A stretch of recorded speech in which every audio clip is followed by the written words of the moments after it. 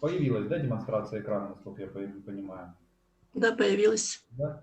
Ну вот в целом перед вами видны все проекты, как я уже говорил до этого, в целом как бы движение Викимедиа пытается объединить все свободные знания, созданные человечеством, и попробовать дать доступ к этим знаниям всем людям планеты Земля. И знания, они, как мы понимаем, они все разнообразны. Какие-то знания это, ну, это вот, скажем, это текст, да, для текста создана Википедия и ряд других проектов, да. Какие-то знания это видеофайлы, это фотографические материалы. Для них, вот именно для этих файлов создан Викисклад. Для литературных произведений создана Викитека и так далее и тому подобное. То есть как бы вот именно для чего все это создано? Все это создано для того, чтобы вот попытаться все знания сохранить.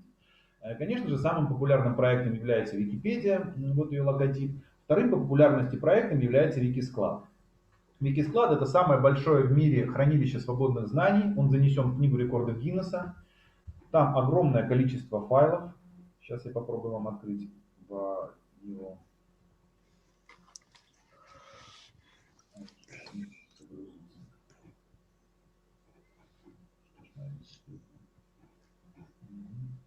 Видно, да, все грузится, медленно, но грузится, да?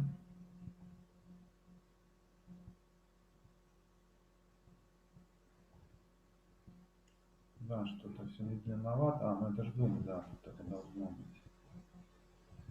Так, вот мы... Нет, нет, нам не видно, нам только видно этот. Так, а как же ее включить, чтобы было видно? Я должен... Ты экран только один, этот самый, одно. Это был один экран, а надо периодически перемещать, я понял. Да, ты выйди вот теперь видно. Я теперь пытаюсь понять немного. Итак, вот так вот выглядит Викисклад. Это вот самое большое в мире, как я говорил, хранилище. В нем на текущий момент, вот здесь написано 70 549 тысяч с лишним файлов. Большинство этих файлов, конечно же, используется для иллюстрирования статей Википедии. Вообще изначально Викисклад именно для этого и создавался. То есть изначально, когда создавалась Википедия, все иллюстрации статей, они загружались непосредственно в Википедию. Потом на определенном этапе стало ясно, что одни и те же фотографии нет смысла загружать в Википедию, скажем, на английском языке, на русском, на немецком, на башкирском. И именно для этого было создано единое хранилище, с которого фотографии, и иллюстрации, и видеофайлы можно брать и размещать в качестве иллюстраций в любые статьи Википедии. Именно так и появился Викисклад. Викисклад имеет множество интерфейсов. Я вот не знаю, есть ли интерфейс на башкирском, но я думаю, вряд ли. Ну, в общем, на основных языках он как бы по IP определяет, из какой страны мы в него заходим. И вот на этом языке он все пишет. Основная задача Викисклада, как я уже говорил, это иллюстрация фотографий. Так как мы уже зарегистрированы в Википедии, для того, чтобы зайти в Викисклад, все очень просто. Нужно нажать на любую фотографию Википедии. Вот сейчас я попробую показать, как это работает. То есть, чтобы на него попасть, вот достаточно зайти в Википедию. Вот. Правильно же, да? Вот. Ага. Вот мы попадаем в Википедию на главную страницу условно. Нажимаем на любую фотографию, на любую. Нажимаем. И вот здесь она появляется вот в таком вот формате. И нажимаем на вкладочку «Подробнее» в нижнем правом углу. После нажатия на эту вкладочку мы попадаем непосредственно на Викисклад. Нажимая на логотип, мы переходим на главную страницу, если нам это, конечно же, нужно. В общем, в целом, вот так вот все это выглядит. Далее я вам расскажу, как загружать фотографии на Викисклад. Первое и самое важное правило, что все фотографии, которые загружаются на Викисклад, они должны быть под свободной лицензией. Они должны быть либо под свободной лицензией, либо быть общественным достоянием. То есть какими-то очень старыми фотографиями, которые созданы там около 100 лет назад. Я покажу сегодня, как загружать фотографии двух планов. Первый план это фотографии, которые я сделал сам, и которые я загружу, и которые будут иллюстрировать статьи. И второй момент это фотографии под свободной лицензией, которые уже размещены в интернете, которые можно брать, загружать на Викисклад и после этого иллюстрировать ими статьи Википедии. Итак, относительно интерфейса. Викисклад, он такой же, как и Википедия, очень-очень похож. Также с правой стороны основные вкладочки. Для кого-то справа, для кого-то слева. Это у нас все зеркально. Сверху у нас также страница обсуждения, вклад, загрузка, настройки и т.д. и т.п. У кого есть единая учетная запись, тот, зайдя на страницу Викисклада, сразу же попадает под своим логином и паролем. Вот, например, у меня есть страница, здесь указано, что я из России, что я владею русским языком. Ну, вот моя фотография с тем человеком, который придумал Википедию. Удалось с ним пересечься. Все тут элементарно. Есть вкладочка «Мои загрузки». Во вкладке «Моих загрузок» мои последние фотографии и фотографии, которые я либо сделал сам, вот, или фотографии я сделал сам и загрузил. Вот, например, фотография под свободной лицензией, которая была создана в 1934 году. И согласно правилам Европейского Союза, она уже относится к свободному достоянию, ее можно загружать. Я загрузил ее сюда и иллюстрировал ей вот кучу статей на различных языках о футболисте. И вот, например, не так давно мной была загружена фотография логотипа фонда содействия гражданскому обществу Республики Башкортостан. И вот мы переходим непосредственно к тому, почему она была загружена. Да, я не являюсь автором этой фотографии, но эта фотография, эта иллюстрация, логотип этого фонда распространяется под свободной лицензией. Как мы можем узнать, что тот или иной сайт под свободной лицензией? Все это очень-очень просто. Внизу каждого сайта, который находится под свободной лицензией, мы находим вот такую вот штучку. Все материалы сайта доступны по лицензии Creative Commons атрибут 4.0. То есть главное, чтобы тут было написано вот это вот ключевое понятие. Creative Commons атрибут 4.0. Где мы еще можем увидеть такое же описание? Например, мы зайдем на сайт Kremlin.ru, сайт президента. Если мы опустимся в самый низ, то мы увидим, что все материалы сайта доступны по лицензии Creative Commons 4.0. Почему все это сделано? Потому что Российская Федерация стала первой страной, которая ввела свободные лицензии на государственном уровне. И понятие этих лицензий включено в Гражданский кодекс. И вот сайт президента первый перешел на свободную лицензию, так сказать, задал пример. И сейчас очень многие сайты переходят на свободную лицензию. Это говорит о том, что любую фотографию, любой текст отсюда мы можем брать, текст размещать в статьи, фотографиями иллюстрировать другие статьи. Сейчас я покажу примерно, как это работает. Вот, например, мы попробуем взять с сайта Фонда содействия гражданского общества Республики Башкортостан какую-то иллюстрацию, которой бы мы смогли иллюстрировать статью Википедии. Ну вот здесь я так смотрел, я немного, конечно же, скажу, сразу подготовился. Так. Вкладочка поиск. Вкладочка новости где-то здесь была. Сейчас я найду ее быстро. Новости. А вот вкладочка фотогалерея. Открываем фотогалерею сайта и смотрим, какая бы фотография могла что-либо иллюстрировать в Википедии. Ну вот, например, мне вот почему-то приглянулась вот эта вот фотография. Это вот фотография башкирской национальной одежды.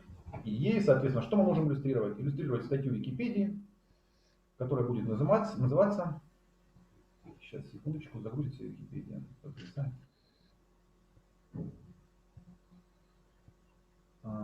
Национальный... Башкирский национальный костюм, наверное. А вот башкирский национальный костюм. Есть такая статья в Википедии. В ней, конечно же, уже есть иллюстрации какие-то, но мне кажется, что этих иллюстраций, ну, как-то не очень достаточно. И так вот именно костюм прям вот отчетливо показывает единственное из них. Вот эта вот фотография. Вот это вот. Что мы делаем далее? Далее мы сохраняем эту фотографию на рабочем столе. Вот я беру ее и сохраняю изображение. Сохраните изображение как? Я ее должен правильно, грамотно назвать, потому что именно под тем названием, под которым я сейчас сохраню фотографию, она будет размещена на Викискладе. Я ее называю башкирский мужской национальный костюм. И сохраняю на рабочий стол. Запомнили, просто нажали правой кнопкой на эту фотографию на сайте, который под свободной лицензией, сохранить изображение как и сохранили на свой рабочий стол. Далее мы переходим на Wikisклад, находим вкладку «Загрузить файлы». Вот, вкладочка «Загрузить файл». Она находится вот под логотипом. Нажимаем вкладку «Загрузить» и попадаем вот в такое вот окно мастера загрузки. Далее выбираем медиафайл, который мы хотим поделиться. В нашем случае это вот башкирский национальный костюм. Сразу скажу, что загружать фотографии на Wikisклад можно, вообще, конечно, желательно называть файлы по-английски, чтобы все могли понимать. Но с другой стороны, после загрузки можно загружать на любом языке. Называть файлы хоть на английском, хоть на башкирском, хоть на китайском, хоть на японском. Это не противоречит правилам, потому что далее мы увидим, что в описании файла я буду описывать его уже и на английском языке в том числе. Вот я выбрал медиафайл, нажимаю «Продолжить». Дальше я указываю. Дальше вариантов два. Либо это мой собственный файл, либо файл не является моим собственным произведением. Я указываю, что этот файл не является моим собственным произведением. Далее обязательно указать источник. В качестве источника при загрузке файла нужно указывать адрес, откуда мы его взяли.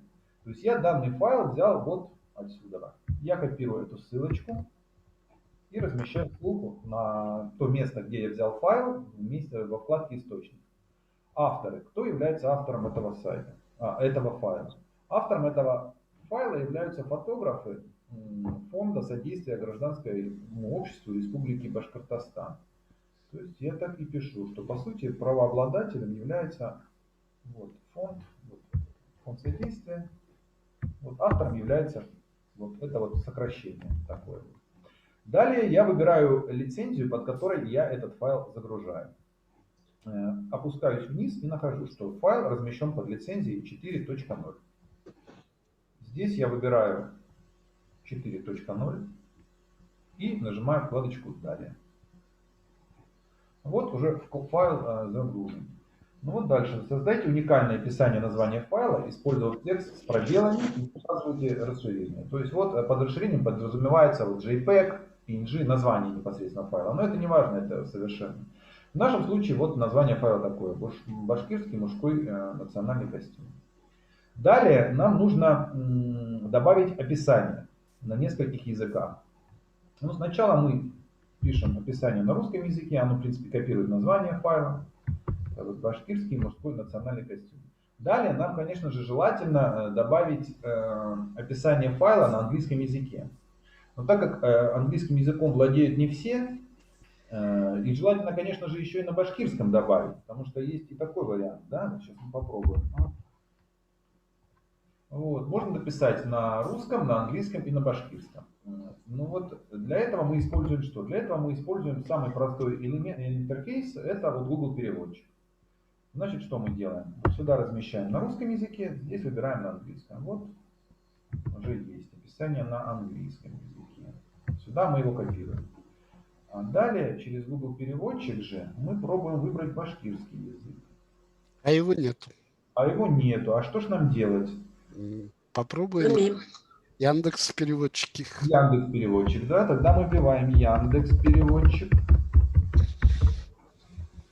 Попадаем на Яндекс переводчик. Вставляем сюда текст на английском. А с этой стороны выбираем башкирский. И вот такой вот. Так, на такие языка, скажите, правильно перевелось? Нет, неправильно.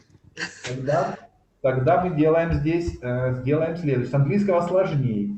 Тогда мы делаем с русского. Я думаю, с русского будет лучше переводить. Зачем нам два раза переводить? Но там у тебя мужской слова нету. Да? Там есть слово «мужчин». Вот башкирский мужской национальный костюм. Да. Открываем переводчик. Вставляем с русского на башкирский. Так, теперь нормально, нет? Но не перевел. Нет, все равно не то. Почему не переводит? Там написано. Не то написано, да? Так, ладно. Национальный Мы костюм. можем исправить? Исправить можем, интересно? Вот Можем. Вместо В чат кто-нибудь напишите. Просто в чат напишите перевод. А вот теперь тоже неправильно, да? Нет. А напишите в чат, правда, я из чата возьму сейчас. Попробую взять, если у меня хватит знаний. А вот чат, вот чат. Кто пишет? Кто-нибудь напишет?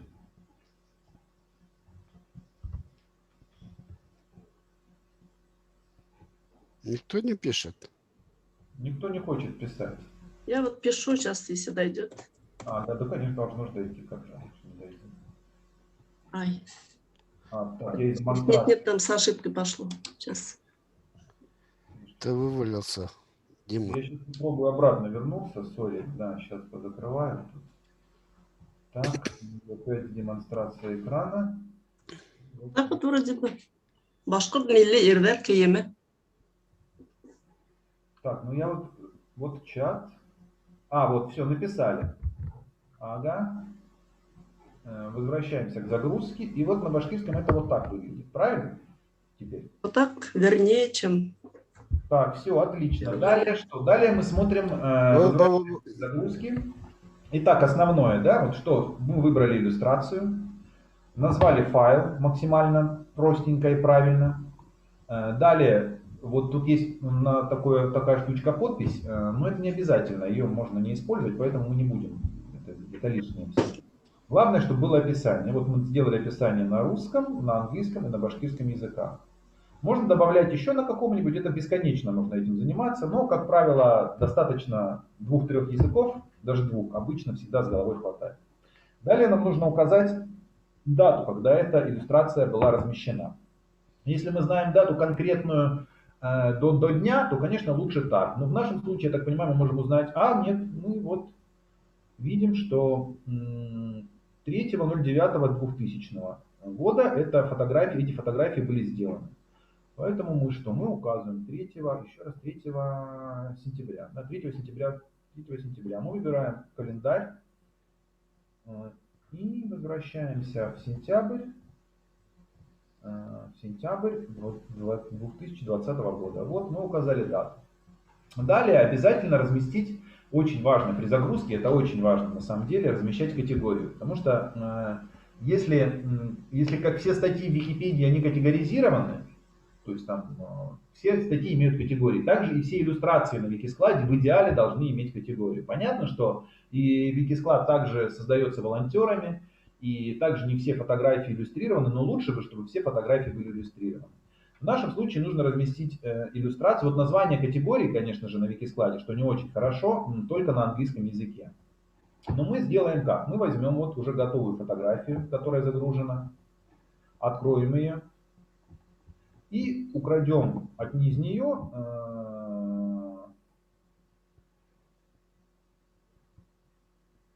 иллюстрацию, портрет башкирских людей, например. Вот достаточно будет этой иллюстрации. Мы берем эту категорию. Ну, это, конечно, сложно, да, сложно это объяснять. Но вот в целом обязательно, чтобы была категория. Вот, если уже не получается категорию, можно загружать и без категории, на самом деле. Желательно, чтобы было, но для этого, конечно, нужно хотя бы немного владеть английским, либо понимать, откуда можно скопировать эту категорию. В общем, в целом все мы сделали. И далее нажимаем кнопочку «Опубликовать файл». И вот все, файл у нас загружен. Файл у нас загружен. Я захожу во вкладочку «Загрузки» свои. И в своих загрузках вижу этот файлик. Сейчас он там обрабатывается, догружается. Должно пройти какое-то время, чтобы он загрузился. Но в целом этот файл уже находится на Викискладе, и им можно иллюстрировать фотографии. Вот что у нас. Описание файла на 3 языках. Дата создания файла. Источник, откуда мы его взяли. Автор этого файла. И лицензия, под которой этот файл был загружен. Вот файл уже загружен. Для чего обязательно указывать лицензию? Для того, чтобы понятно, что есть люди, которые злоупотребляют. И не всегда под верной лицензией загружают фотографии на Викисклад. Иногда загружают фотографии, которые принадлежат другим, которые не свободные фотографии. Поэтому такие фотографии с Викисклада, администраторы Викисклада, также волонтеры, которые мониторят и отслеживают все загруженные фотографии, они их, соответственно, с Викисклада удаляют. В нашем случае также может зайти проверяющий и посмотреть, соответствует ли лицензия, указанная здесь, вот, Creative Commons 4.0, свободная лицензия, той лицензии, которая заявлена в источнике. Для этого он откроет источник, спустится вниз и увидит, что все соответствует, что здесь материалы под этой лицензией и, соответственно, под этой же лицензией загружено все. Далее наша задача сводится к следующему. Да? Нам нужно что сделать? Нам нужно эту иллюстрацию, которую мы загрузили, попробовать разместить в самой Википедии.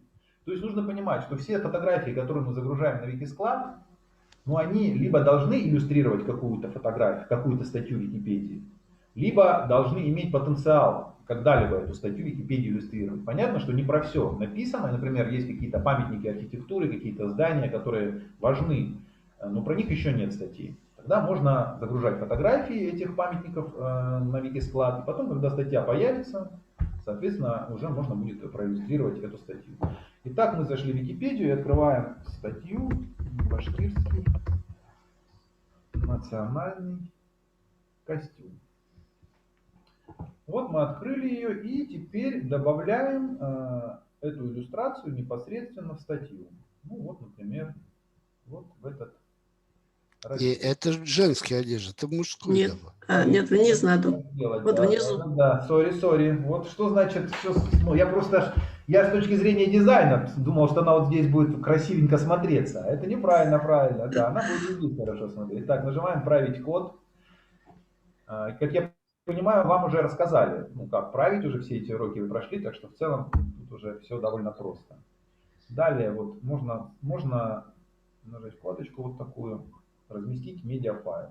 Что мы делаем? Мы копируем название до двоеточия, нажимаем вот сюда, в подписи этого видеофайла размещаем нашу подпись, но она так довольно простенькая, и нажимаем кнопочку «Вставка». Так вот здесь все появилось уже в качестве кода. Еще раз давайте я сейчас покажу, чтобы все запомнили, как это делается. Потому что я-то уже на опыте все это знаю, все это делаю быстро. Нажимаем вкладочку «Править код». Выбираем место, где этот файл должен размещаться. Ну, как правило, всегда это должен быть верх заголовка. Ну, хотя не обязательно, но это понятнее, обычно так это делается.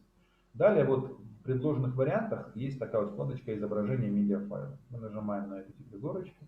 Далее копируем название файла отсюда, вставляем его сюда, вставляем подпись и нажимаем «Вставочку». И вот уже код автоматически как бы сгенерирован. Далее нажимаем «Предварительный просмотр». И хоп, не показывает, потому что файл-то не скопировал, JPG нету, расширения. Расширение, да? Вот. Да. Абсолютно верно, да. Вот так вот. Предварительный просмотр. И вот файл у нас уже есть. Вот он уже в статье будет вот так вот выглядеть. Но так как не очень красиво, что файл будет над файлом, то нам лучше, конечно, его разместить слева. Ну так и пишет, слева. Ну что ж такое?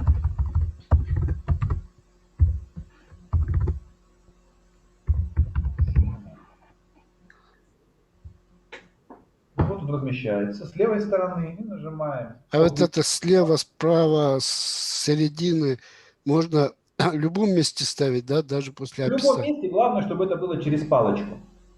Угу. Через палочку, вот, допустим, мы можем, ну, вот, к примеру, слева отсюда убрать, например, вот сюда вот вставить. Главное, чтобы все это разделялось вот такой вот палочкой.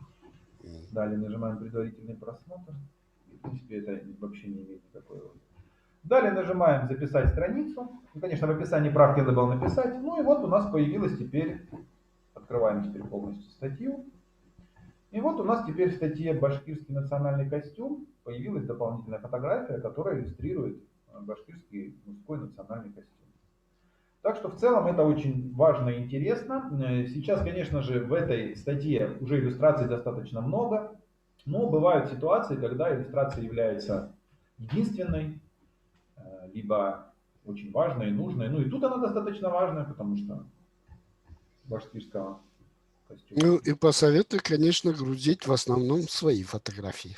Да, вот я, конечно, к этому приду, но потому что нужно знать, но нужно пользоваться, потому что мы, с одной стороны, вот всех просим переходить на свободную лицензию, а никогда не переходим, а переходить нужно. И фотографии брать нужно смело, и как бы этого тоже не бояться.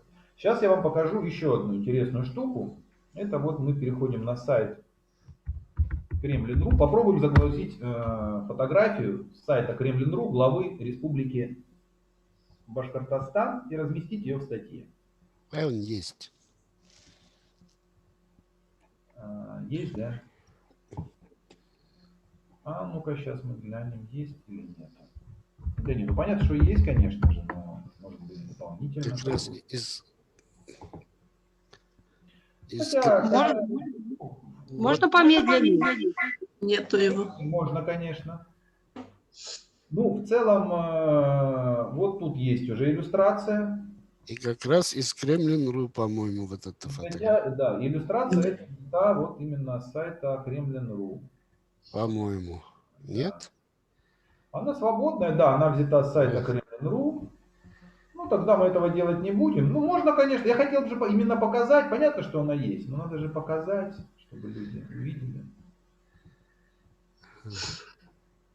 Поэтому просто, ну, как Рустам считает нужным. Я могу показывать, могу не показывать. Рустам, как ты считаешь? Что? Еще? Показать, как брать фотографии с сайта Кремлин.ру? Ну, давай. Ну, тогда, да, тогда показываю. Вот мы заходим на сайт Кремлин.ру. Он также под свободной лицензией. Вот здесь вот все написано. Далее мы открываем поиск и вбиваем туда фамилию вашего главы. Нажимаем вкладочку «Найти». И вот все упоминания главы. Да? Ну, выбираем фотографию, например, вот 2019 года. Ну, например, пусть будет вот это. Ну, давай. Интересно. Сохранить.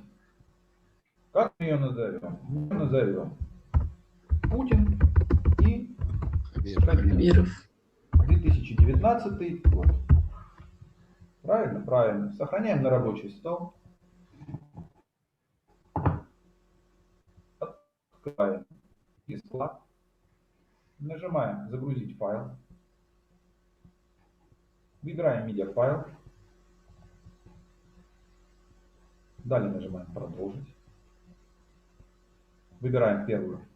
Нет, не мой. Второй. Вы указываем, в качестве источника указываем сайт. То есть опять копируем просто ссылочку. Вставляем сюда. Авторы. Пишем. В качестве авторов можно вот просто Кремлин.ру указать и все. Все поймут, откуда это. Далее лицензия 4.0. Далее. Ну вот в целом так вот все и есть. Далее в описании на русском, на другом языке, на английском. Нужно написать как вот. Вот я боюсь Хабирова правильно написать. Так, лучше открыть, как он на английском правильно пишется.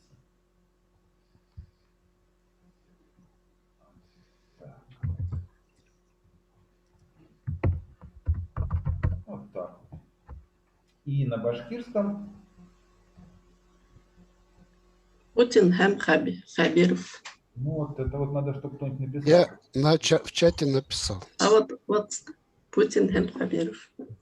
Так, башкирский. Так, теперь мне осталось попробовать добраться до Чат чата. смотри. Потому что тут, вот тут меня возникает. Так, вот чат. Ага, вот. Есть. Вставить.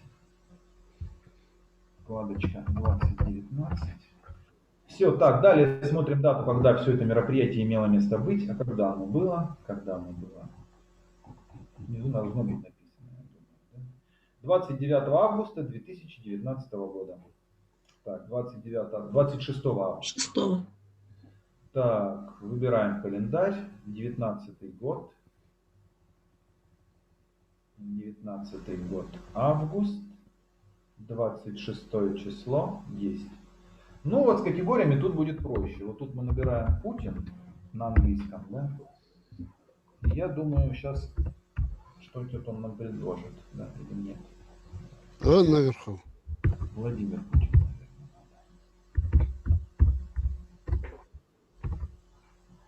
Ну, вот просто вот категория будет одна Владимир Путин, а вторая, я думаю, у Хабирова тоже есть своя категория. Ради, да, ради, конечно. Вот, ради Хабирова. Так, все, далее нажимаем публиковать файлы. Загрузки. И вот статья, и вот фотография благополучно загружена. Ее можно размещать непосредственно в статью о главе.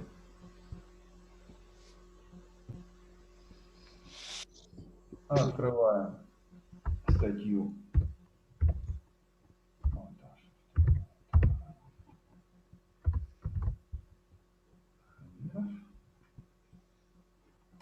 Ну, и не знаю, ну вот где-нибудь в разделе, ну вот, допустим, вот в политической деятельности. Или где? Ну, давайте, да, в политической деятельности. Или в главе Башкортостана. Ну, тут она будет хорошо смотреться. Нажимаем «Править код». Спускаемся чуть-чуть ниже под заголовочка.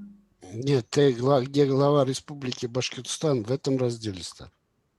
Ну, как да. Вот здесь она, мне кажется, она чуть на себя потянет. Ну, ничего, я с точки зрения дизайна. Ну да, наверное, Если они правильно. вдвоем. Но он же там, да, еще был в Рио. Так что не совсем правильно сюда. Ну, наверное, логичнее сюда, конечно, да. Так, фотокопируем название с JPEG. Далее имя файла, подпись. В подписи JPEG снимаем. Ставка.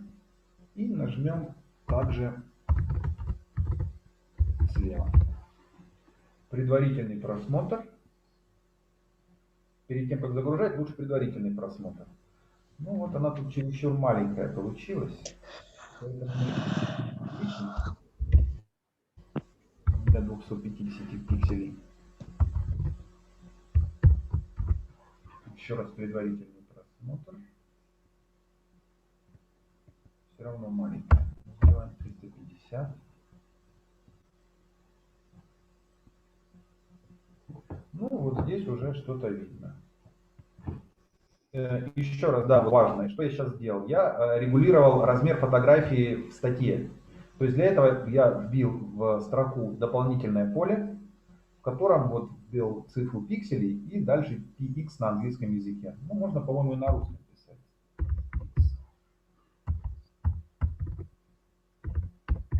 Вот так, по-моему, это делается. И... нет, на русском не работает. Ну, тогда лучше проверим на английском px. Также предварительный просмотр. Смотрим. И далее нажимаем «Загрузить». Записать, то есть, страницу. И вот у нас статья дополнилась фотографией президента с президентом, так сказать. То есть это я к чему? К тому, что в принципе в Википедию, помимо того, что свои собственные фотографии, можно спокойно загружать и фотографии других людей. Других людей, созданных на сайтах со свободной лицензией. Вот эта лицензия, вот это самая важная информация. Creative Commons 4.0. То есть везде, где написано Creative Commons, там может быть и не 4.0. Главное, чтобы там была вот эта формулировка Creative Commons. Везде, где Creative Commons, оттуда можно брать. Большинство министерств уже давным-давно перешло на эту свободную лицензию. Многие администрации переходят, многие другие сайты переходят, потому что это свободные знания. Во-первых, они создают информацию для того, чтобы она распространялась. И свободная лицензия этой информации, этим фотографиям позволяет в большей степени распространяться в сети интернет. Все создается для того, чтобы кто-то что-то видел. Теперь мы переходим ко второй части нашего занятия. Я вам расскажу о том, как загружать свои собственные фотографии. Для этого я подготовил 2 фотографии. И сейчас вот их я начну. Загрузка происходит следующим образом. Также мы заходим на сайт Commons, нажимаем загрузить файл. Я подготовил два файла. Это вот я недавно был в Волгограде в музее Сталинграда и сфотографировал там медаль французского сопротивления. И какое-то время назад я был в Екатеринбурге и сфотографировал станцию метро. Обе эти статьи имеют как бы иллюстрации, но эти дополнительные иллюстрации статьям Википедии, как говорится, не помешают. Ну вот начнем с площади со станции метро площади 1905 года в Екатеринбурге. Сначала что я делал? Я предварительно фотографию с телефона отправил себе на почту. Сейчас все очень удобно. Сейчас со смартфона можно отправлять прям любую фотографию себе на почту очень быстро. Потом эту же фотографию в своей почте я открыл, скопировал на компьютер. И когда она уже оказалась на компьютере, правильно ее назвал. Назвал я его площадь 1905 года, станция метро Екатеринбург. Вот я фотографию еще раз показываю. Загрузить файл. Вкладочку нажимаем первым делом. Далее выбрать медиафайл, открывается мой рабочий стол. Я эту фотографию сюда добавляю. Далее нажимаю продолжить. На этот раз фотография является моим собственным произведением. Я его размещаю под лицензией Creative Commons 4.0. Не будем вдаваться в подробности, на самом деле можно выбрать и другие лицензии. Но лучше не усложнять, потому что они, конечно, юридически друг от друга немного отличаются, но в нашем случае это не столь важно, потому что мы этой иллюстрацией что-то иллюстрируем, как мы отдаем, для того, чтобы ей пользовались, так сказать, другие люди. Далее, после того, как мы выбрали лицензию, мы нажимаем «Далее», а дальше все так же, вот как оно и было. То есть название, описание на русском, описание на английском, проще всего через Google переводчик это делать. Вставили на английский. Все. Вставили. Вот оно есть. Но на башкирском не будем переводить, так как Екатеринбург, я думаю, к Башкирии особого отношения не имеет. Я, конечно, хотел что-то башкирское, но у меня есть фотографии, я был в Уфе, но, к сожалению, все они уже есть, и они все уже иллюстрируют. То есть я там основные достопримечательности фотографировал, а все они уже давным-давно сфотографированы. А вот станции метро именно 1905 года с улицы не было. Так, далее я выбираю дату. Дату. Это было. Дату можно выбирать точную, если она известна, а можно выбирать неточную. Вот я точно дату не помню, но помню, что это было в прошлом году. Поэтому я выбираю просто 2020, и этого вполне достаточно. То есть можно вбить руками, можно выбрать календарем, а можно вбить руками. В моем случае я вбил руками, название года. Далее категория, ну, допустим, пусть это будет категория Екатеринбург.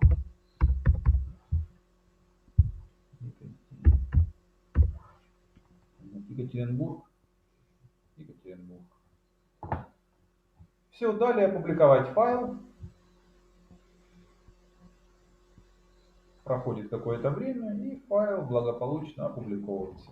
Далее мои загрузки. И вот она, фотография уже загруженная есть. Далее что мы делаем? Мы переходим в Википедию.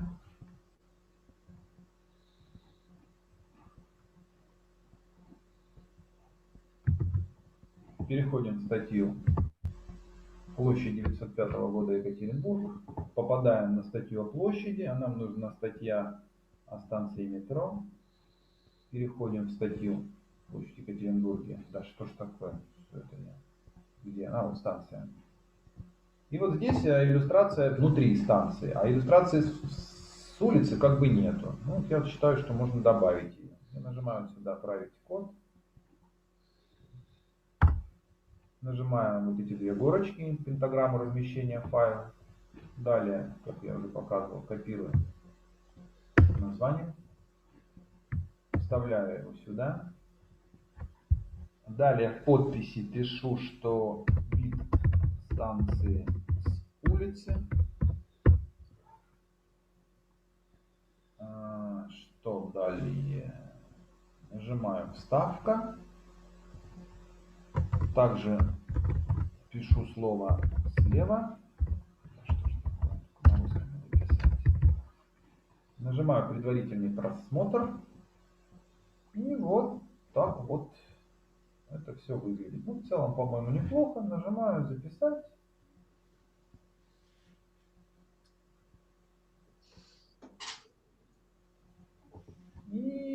вижу, что оно-то записалось, но из-за этого немного поехал интерфейс. Ну, не очень красиво в статье, поэтому я нажимаю «Править».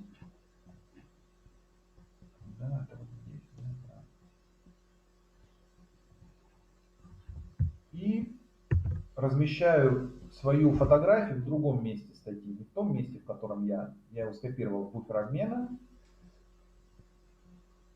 Записываю, потому что красиво тут было все, я тут немного все порушил. Тогда я нажимаю вот сюда, вставляю его, иллюстрацию вот в это место. Нажимаю предварительный просмотр.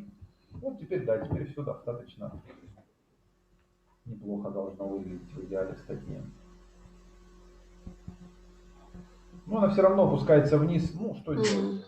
Не хочет она размещаться там, где я хочу, чтобы она размещалась. Ну, Это ничего после страшного. маршрута поставь и справа. А справа она тогда вот здесь будет внизу. Она тогда вот здесь будет, да, под шаблоном. Да, Хорошо. Надо пробовать, кстати, да. Нажимаем «Править код».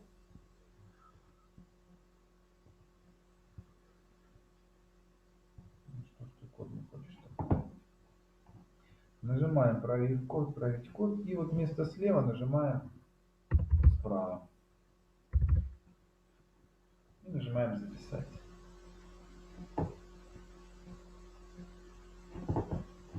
И она у нас... Да, вот она отлично поместилась. Все, Рустам, огромное спасибо за правильное Подсказку. подсказку. Да, вот она отлично как раз, да, иллюстрирует в статье внешний вид. Ну и последняя загрузка, которую я сегодня хочу сделать, чтобы уже закрепить, так сказать, пройденное, это вот сейчас загрузим с вами памятный знак французских партизан, да, который, я так понимаю, каким-то, я его увидел в музее Сталинградской битвы, ну, решил сфотографировать, понял, что такое редкая награда, что вряд ли она есть в Википедии. Посмотрел, и на самом деле этой фотографии, этого нагрудного знака в Википедии не было. Итак, заново, да, я вам показываю, как это все работает. Я вам покажу, как переходить на Викисклад, потому что это очень важно запомнить. Как заходить в Википедию, все вы отлично уже знаете, я так понимаю. Еще раз повторяю, выбираем любую фотографию, хоть эту, хоть эту, хоть эту, хоть эту, неважно какую, хоть эту, хоть вот эту, ну не знаю, ну давайте вот эту. Любую фотографию мы открываем, и в нижнем правом углу вот будет такая вот вкладочка «Подробно». Нажимаем «Подробно», и мы оказываемся уже на Викискладе. Как, вот если в статьях Википедии есть отдельные статьи, она состоит из статей, то Викисклад по сути состоит из кучи вот таких вот страничек каждой отдельной фотографии. Далее нажимаем, можно переходить на главную страницу, можно даже не переходить на главную страницу, а сразу нажимать вкладочку «Загрузить файл». Мы нажимаем «Загрузить файл». То есть еще раз проговариваем, да, любая фотография Википедии, мы на нее нажимаем мышкой, нижний правый угол, перейти подробнее, и мы попадаем на Викисклад. Далее вкладочка «Загрузить файл», выбрать медиафайл. Вот мой почетный значок. Далее заранее фотографию надо подготовить на рабочий стол, ну либо в любое другое место на компьютере, но лучше на рабочий стол, потому что так проще. Заранее нужно ее правильно назвать, вот, как я, видите, а я ее неправильно назвал. Видите, вот я ошибку допустил, на почетный знак букву «Н» я пропустил. Ну, слава богу, заметили. Я спускаюсь сейчас секунду на рабочий стол. А хотя зачем? Не нужно. Мы исправим это непосредственно при загрузке.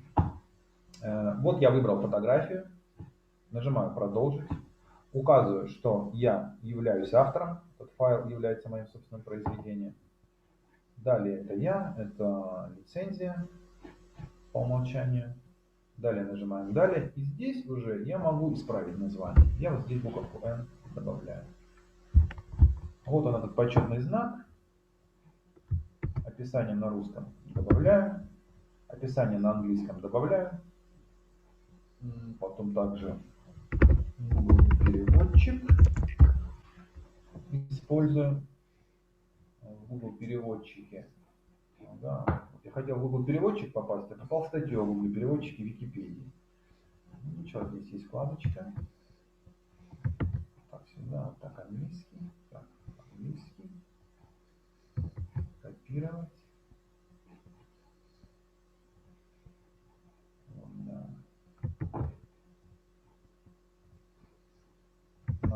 английском. Так, правильно? Да, абсолютно правильно.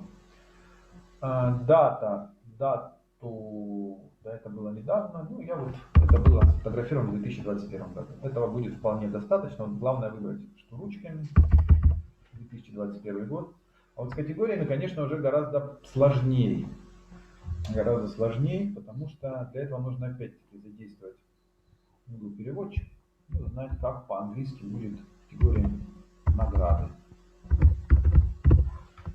Awards, да, ну, конечно, более широкая, ну, достаточно будет вот так вот. Awards.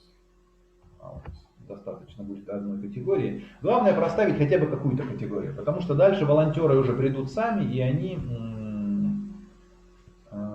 уже поправят более правильно. Итак, все основное мы заполнили. Вот название, достаточно на русском языке, можно и на английском, можно и на башкирском, можно на любом языке.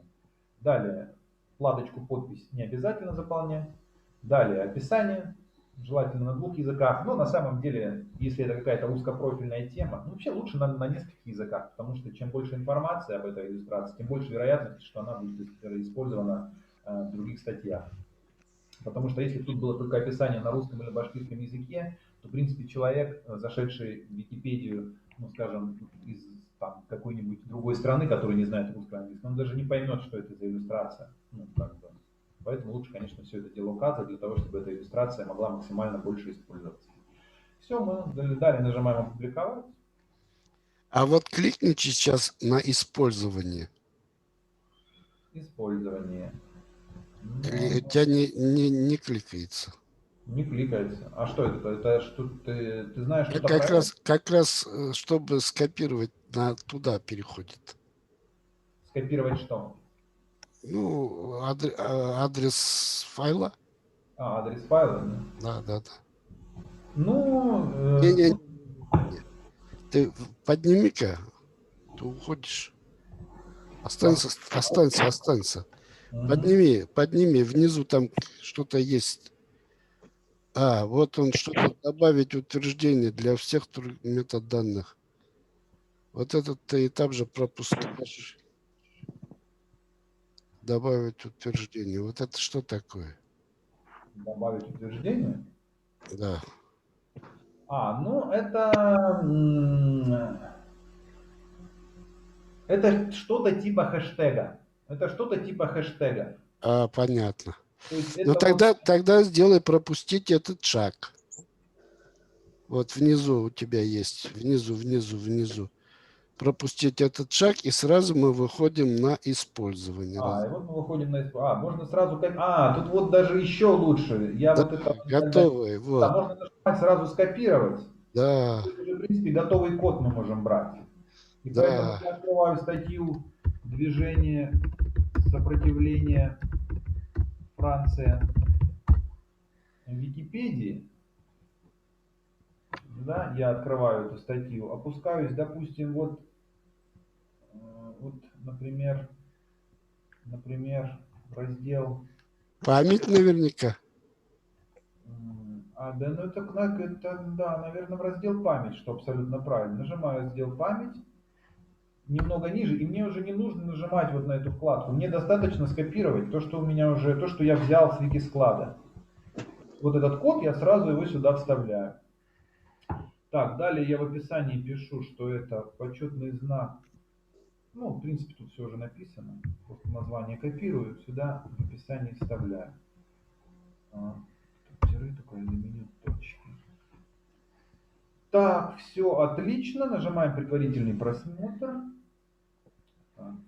Что-то тут... Файл не файл.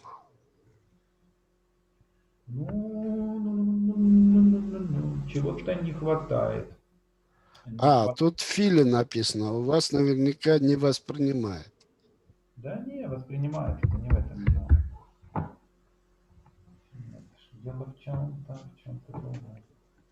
Дело в чем-то другом. Но надо разбираться в чем. Сейчас быстренько попробуем разобраться. Почетный знак. Так, название есть. Пиксели, может быть, он требует пиксели. Без пикселей это не работает.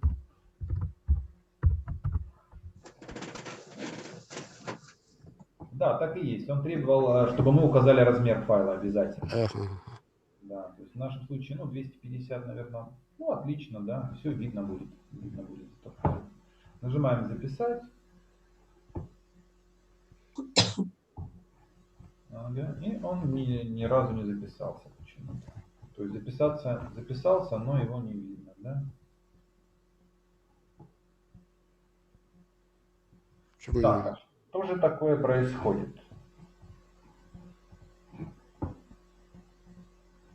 Так, Ну, можно. тогда попробуй поставить традиционно, как ставил сам.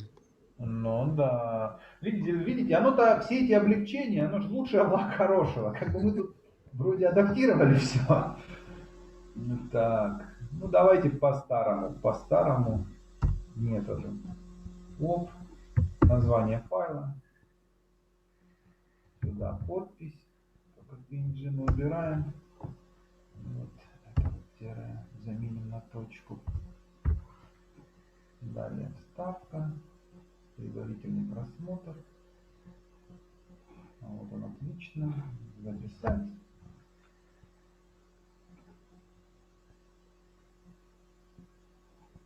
Оп.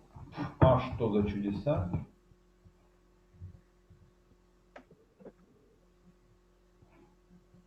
Ну, понятно. Понятно, что ничего не понятно. В общем, по какой-то причине, по очень непонятной.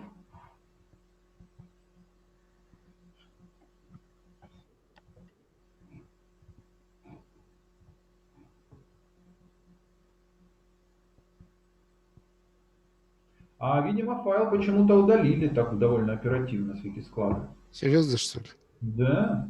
Удален? А что смутило? Что их могло смутить? Нет, файл вот он есть. Нет, файл есть, никто его не удалял. Я владелец авторских прав, я же ничего не нарушил. Я его сам сфотографировал. Файл вот он есть. Видимо, просто идет обновление кэша, он еще не обновился. Потому что тут расширение PNG, но я так как этот файл немного обрабатывал, так как я его сделал идеально ровненьким, красивым. Так красиво, конечно, сфотографировать нельзя было. И так как я его в графическом редакторе обрабатывал, то разрешение JPEG поменялось на расширение PNG. Ну вот он появился, да, просто он долго загружался. Понятно. Хорошо, все работает с этим делом. В целом, еще раз я проговариваю, как это работает, чтобы все еще раз запомнили. Мы открываем Википедию, любую иллюстрацию, вкладочка «Подробней». Далее «Загрузить файл». Нажимаем сюда, выбираем медиафайл. Ну, не знаю, там вот это. Кстати, да, фотография, которая уже есть на Викискладе, второй раз загрузить не получится. То есть можно не переживать, что если что-то мы пытаемся, вот, например, я сейчас пытаюсь загрузить ту фотографию, которая уже здесь есть. Сейчас Даже с другим названием. Да неважно, да, даже с другим названием он определяет это по каким-то другим медиаданным, ну я так понимаю, все-таки там по пикселям, почему-то остальному. То есть да, ту фотографию, которая уже есть, второй раз загрузить никогда не получится. Поэтому за это переживать не нужно. Вот он пишет, что этот файл дубликат уже существующего файла. Тут дело даже совершенно не в названии. Можно нажать на вкладочку и увидеть, что этот файлик уже загружен. Ну, в общем, суть в чем, что да, нажимаем вкладочку «Загрузить файл». Так, да. Переходим на главную, «Загрузить файл». Загрузить файл. Выбрать медиафайл. Там выбираем какой-нибудь медиафайл. Вот, например, я просто для примера показываю. Загружать мы его не будем. Далее «Продолжить». Если вы являетесь автором, то вы являетесь автором, указываете, что это ваше собственное. Если вы не являетесь, то выбираете вот эту вкладочку, ну, вот, допустим, вот эту. Показываем, откуда мы его скопировали. В качестве автора достаточно указать название сайта, этого достаточно. Далее, главное, чтобы тут лицензия соответствовала той, которая указана на сайте. Ну, как правило, сейчас везде уже 4.0. Далее и загружаем. Загружать фотографии на склад можно не бояться, загружать любые фотографии, независимо от качества, независимо от цвета, независимо от цвета передачи, потому что даже маленькая фотография, порой не очень качественная, она играет очень-очень важную роль. Особенно это касается редких фотографий, то есть таких краеведческого направления, фотографий зданий каких-нибудь, памятников природы, того чего-то эксклюзивного, вот, краеведческого вот именно, того, чего на Викискладе нет, то, что иллюстрирует культуру, что иллюстрирует национальное наследие. То есть вот как бы так вот. Плюс важно загружать те места, в которых никто никогда не окажется. И вот не важно, что пусть это сфотографировано на профессиональный фотоаппарат, пусть это сфотографировано на камеру обычного телефона. Львиная доля моих фотографий, вот мои загрузки, почти все мои загрузки это фотографии с моего телефона. То есть я вообще не парюсь совершенно. Я их загружаю и загружаю. Я их загружаю, размещаю в статьях. Они там появляются. Получится лучше фотографии. Пожалуйста, разместит человек лучше фотографии, более качественную фотографию. Это вообще совершенно никакой роли не играет. То есть главное не бояться, главное смело загружать. Ну и такие вот дела. И второй еще важный момент, про который я хочу сказать. Порой бывают ситуации, сейчас я на примере Википедии попробую показать, когда свободную иллюстрацию найти невозможно. Когда свободную иллюстрацию найти невозможно, ну не знаю, сейчас вот навскидку даже не знаю, что взять на скидку. Так, сейчас секунду, через загрузки.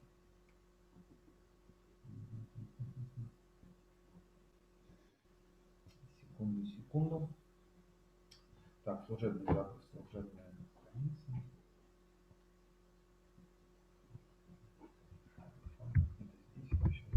Секундочку. Так. Нет,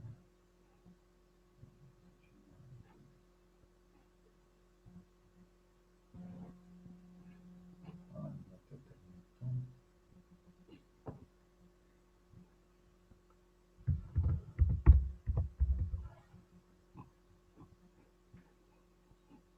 Вот, галерея новых файлов.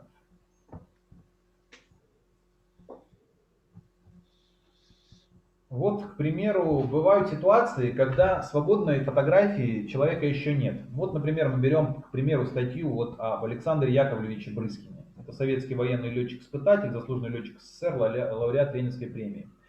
Самостоятельно на свой фотоаппарат уже никто фотографию сделать не сможет, потому что он умер в 2020 году. Его уже невозможно сфотографировать. Но статью иллюстрировать очень-очень-очень сильно хочется.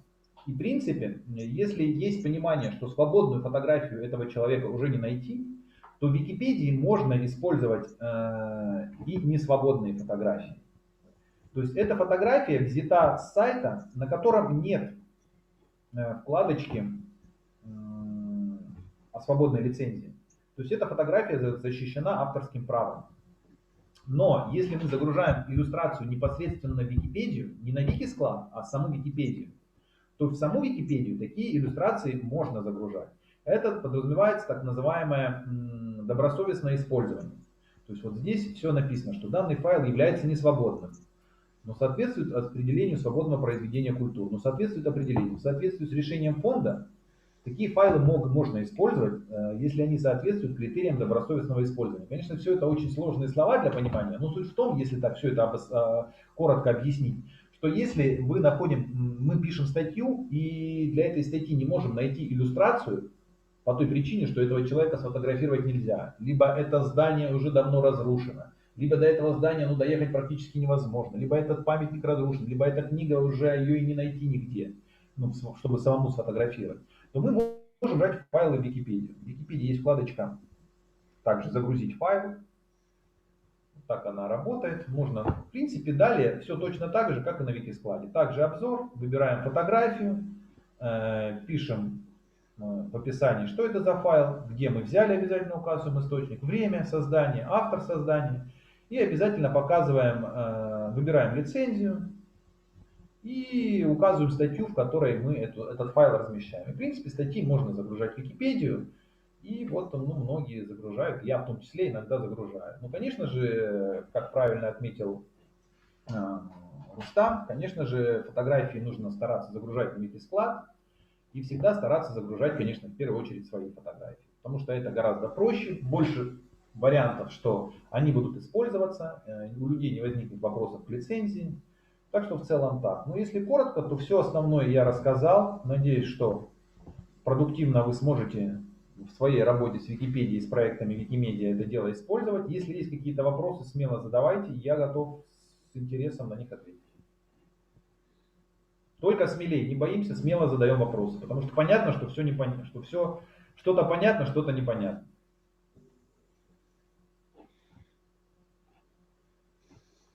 Смелей. Смелее, смелее. Вроде понятно пока.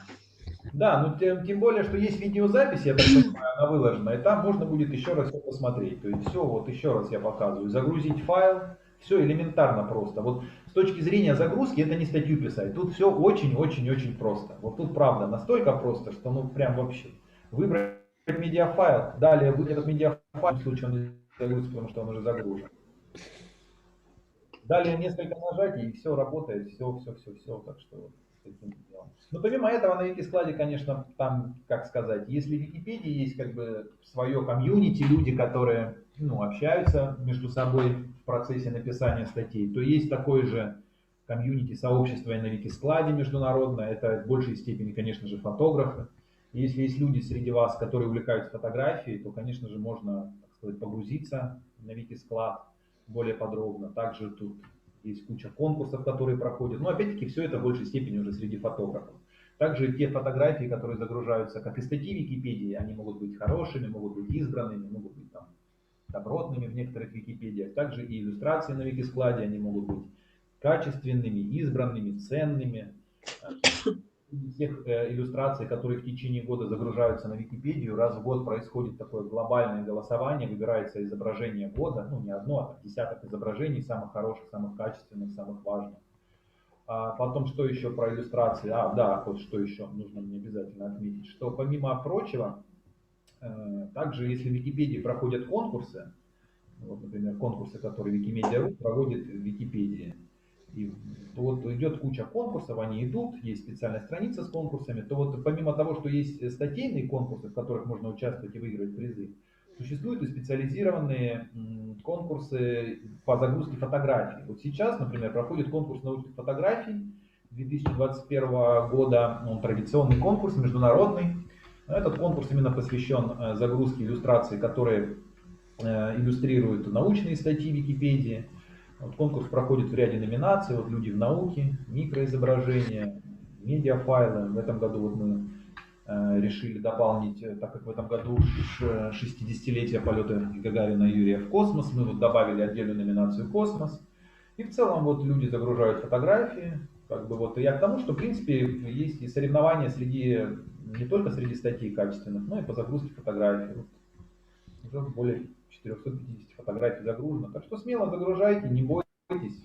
Ну и скажи про Вики любит землю и Вики. Да. Помимо этого конкурса научных фотографий, который не так давно стал традиционным в Википедии, также проходят два очень важных конкурса. Это конкурс Вики любит землю, вот такой вот конкурс. Он проходит в мае обычно. Загружаются иллюстрации. Ну вот, я не буду ничего придумывать. Вики любит землю — это традиционный фотоконкурс, посвященный заповедным ландшафтным и другим охраняемым природным территориям всех стран мира. То есть в рамках этого конкурса принимаются фотографии, сделанные во всех заповедниках, во всех памятниках природы, вообще во всех красивых местах, потому что понятно, что тут как бы прописано, что заповедники, но фактически любые красивые фотографии мест природы, они вот в этом курсе участвуют. Вот можно посмотреть: Калмыкия, Адыгея, Черкесия, вот победители этого конкурса. Очень много красивых мест в России, как известно. И вот этот конкурс из года в год проходит. И вот это Вики любит землю. Участвовать в нем тоже, если вы станете участником Википедии, то участвовать в нем довольно-таки просто. Он проходит на базе такого проекта, как Викигид. Викигид — это еще один проект, я о нем до этого не рассказывал. Это такой проект Википедии, проект движения Викимедиа, который создает свободные путеводители. То есть путеводитель можно купить за денежку, приехав в какой-то город или в какую-то страну, а можно просто зайти на сайт Викивояж и вбить, например, город Уфа, зайти и почитать, что в городе Уфе нужно посмотреть. Вот как добраться здесь написано. т.д. и т.п. Тоже очень хороший на самом деле проект. Единственное, что, конечно, есть небольшая проблема в обновлении данных, потому что данные периодически меняются, что-то открывается, что-то закрывается, сайт создается энтузиастами, волонтерами, тут не всегда соответствует. Но в целом тут очень хорошая информация. И вот на базе этого проекта этот фотоконкурс и происходит. Когда он проходит, в Википедии появляется конкурс, баннер, нажимаете на баннер, переходите на страничку и далее более подробно понимаете, как в нем участвовать. Это Вики любит землю был, да? Сейчас, секунду. И второй конкурс. Памятники. Это Вики любит памятники. Тоже очень-очень-очень хороший и важный конкурс, который посвящен памятникам именно культурного наследия. Сейчас, секунду, я перейду на страницу конкурсов и открою его вкладочку. Так, Вики любит памятники. У нас будет вот землю, а вот они, Вики любит памятники. Да, мы сейчас переехали. Это вот тоже международный конкурс, посвященный объектам именно культурного наследия, памятникам архитектуры, истории, археологии, монументального искусства. Вот так вот он выглядит. То есть, по сути, фотографируются памятники с целью сохранить наследие. Но у нас в России, к сожалению, как-то красивые очень места, очень вот чередуются с такими вот местами, не очень красивыми. Но, с другой стороны, для этого этот конкурс и проводится, и мы и проводим, чтобы вот привлечь наибольшее внимание к тем объектам культурного наследия, которые находятся не в самом хорошем состоянии, которые нужно дорабатывать, которые нужно ремонтировать. Ну вот, в конкурсе помимо обычных номинаций есть еще различные спецноминации. Он проходит ежегодно из года в год. Он проходит, Вики любит памятники, проходит, как правило, вот осенью, в осеннее время. А Вики любит землю, как правило, это май-июнь. Так что также призываем вас участвовать в этом конкурсе, если у вас есть желание. Но опять-таки все это проходит на... В общем, как бы вот так вот. В целом все, что я хотел, я рассказал. Мне уже, по-моему, добавить нечего. Рустам, может быть, ты что-то добавишь? Может, что-то еще я упустил? А Дмитрий, вот эти фотографии должны быть с описанием, да, или просто фотографии? Ну, фотография, любая фотография, которая загружается на Викисклад, она должна быть с описанием хотя бы в 2 слова. Что за гора, например, название горы, да? Хотя бы напишите гора в Башкирии. Да, там, вот, там проблема с месседжем. Ну, желательно указать, что за гора. Да, если знаете больше, надо указывать максимальную информацию. Но если вдруг увидели что-то и не знаете, то достаточно и маленькой. Надо понимать, что чем меньше информации в описании вы дали, тем меньше вероятности, что эта фотография будет использована в статьях. Потому что все хотят иллюстрировать. Дима, я хочу просто добавить, что вот загрузить файл с левой стороны в колонке и загрузить вот в синем квадрате, вот это аналогично. Да, любая надпись загрузить, да, это вот тут загрузить, тут вот да, это одно и то же. Да, кто-то загружает так, я вот стараюсь. Просто иногда, когда вот онлайн или вообще офлайн по сайту это, ну, в чате объясняешь, трудно объяснить, вот в колонке загрузить файл. Поэтому, если говорить, вот загрузить файл с правой стороны, синим да, там вот написано, они сразу понимают. Да, загрузить. То есть желательно, да, чтобы описание было. Конечно же, да, лучше полное. Чем полнее, тем лучше. Так что вот так вот.